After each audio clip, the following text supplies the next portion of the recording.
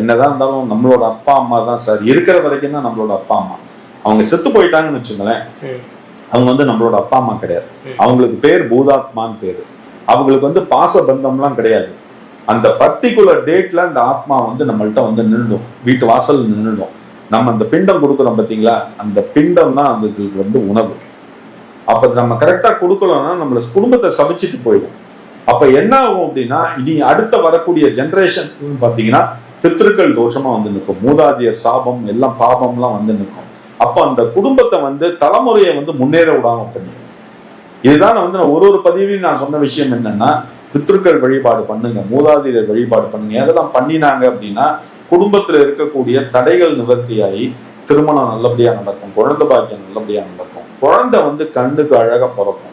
இந்த மாதிரி விஷயங்கள்லாம் இவங்களோட ஆசீர்வாதம் இருந்தாதான் நடக்கும்.